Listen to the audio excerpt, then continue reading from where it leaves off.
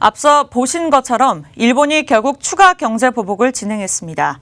재계와 학계에서는 이번 일본의 조치에 유감스러운 뜻을 나타내면서도 탈일본화와 우리 경제체질 개선에 대한 필요성이 한층 커질 것이라는 반응인데요.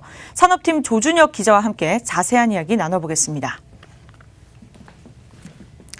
네, 안 좋은 예감은 틀린 적이 없다라는 말이 있습니다. 아쿠알로의 한일 관계를 두고 하는 말인 것 같습니다. 일본 조치에 대한 국내 반응은 어떤가요? 네, 먼저 문재인 대통령은 이기적 민폐행위라고 강하게 비판했습니다. 이와 함께 결코 자시하지 않겠다는 입장을 밝히면서 단호한 자세로 대응하겠다는 강경한 입장을 굽히지 않았습니다. 또한 정치권에서도 일본의 추가 수출 규제에 강한 비판을 전하며 유감을 표했습니다. 네, 이렇게 경제 보복으로 인해서 피해가 우려되는 경제계에서도 반발은 이어졌다고 들었는데요. 네, 그렇습니다. 전국경제인연합회는 일본 정부의 결정이 나오자마자 유감을 표했습니다. 특히 일본 정부의 추가 수출 규제로 인해 한일 양국 간 협력적 경제관계가 훼손될 것을 우려했습니다. 또한 일본 정부를 향해 이제까지의 갈등을 넘어서 대화에 적극 나서주기를 촉구했습니다. 네, 예상된 상황이었던 만큼 이제 반발 역시 당연한 반응인 것 같습니다. 이 문제는 화이트리스트의 배제라는 악재에 어떻게 대응해야 되는 게 좋을까요? 예, 그렇습니다. 일본발 수출 규제와 화이트리스트 배제는 분명 우리 산업계에 큰 리스크로 다가올 것인데요.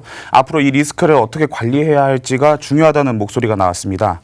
재계는 경영 환경을 둘러싼 국내 위축 요인이 대외적인 악재로 변화갈 것으로 예상했습니다. 특히 이번 사태를 계기로 정부가 경제 체질 개선에 적극 나설 것을 주문했습니다. 중장기적으로도 정부가 많이 노력은 하고 있지만 보다 과감하게 R&D 화평화감법이라든지 이런 제도적인 측면에서 기업들에게 힘을 실어줄 수 있는 그런 부분이 필요하고요. 이 중소기업들 같은 경우에 공작기계라든지 이런 부분에서 일본으로 의존도가 심한데 어떤 생산 원가의 상승 요인이 발생할 수 있습니다. 금융 지원도 적극적으로 필요할 것 같고요. 이번 참에 자체적인 어떤 그 생태계 구성, 부품 조달부터 생산까지 해가지고 한국 경제의 근원적인 펀더멘탈을 제고시킬 수 있는 계기가 되었으면 합니다. 전문가들 역시 이미 물은 엎질러졌다며 경제 체질 개선을 위한 정부 주도의 규제 완화가 필요하다는 입장을 표하기도 했습니다. 재계의 염원이었던 각종 규제 철폐, 정부가 주장해온 혁신 성장 등이 현실화될 계기가 이번 화이트리스트 배제를 통해 마련됐다는 것입니다. 상당히 어려운 지금 국면인데 이런 사태를 계기로 해서 우리가 한 단계 더 도약할 수 있는 기회로 활용하면 좋을 것 같습니다. 결국은 위기라는 게 결국은 기회라는 말이니까 이번 기회에 기초산업 또 규제 같은 거를 철폐하는 혁신을 통해서 한 단계 업그레이드 할 수 있는 계기가 되었으면 좋겠네요. 위기가 기회다라는 말이 굉장히 중요한 것 같습니다. 사실 예견된 악재인 만큼 정부 차원의 대비도 마련돼 있지 않을까 싶은데요. 준비가 되어 있습니까? 네, 일단 국회는 일본발 무역 악재에 대비할 예산을 이미 추가 경정 예산안에 포함한 상황입니다. 추경안은 국회 본회의 통과만을 앞두고 있는데요. 그중 2,732억 원을 일본 수출 규제의 대응 예산으로 마련한 겁니다. 이 예산은 우리 기업의 핵심 소재 연구 개발에 지원될 예정입니다.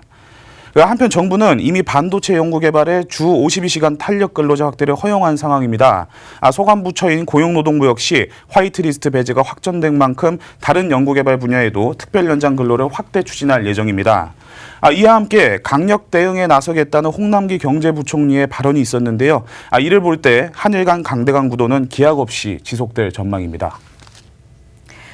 네, 비온 뒤 땅이 굳는다는 말이 있습니다. 일본의 경제보복 사태가 우리 경제에 어떤 영향을 미칠지 끝까지 지켜봐야 될 것 같습니다. 수고하셨습니다.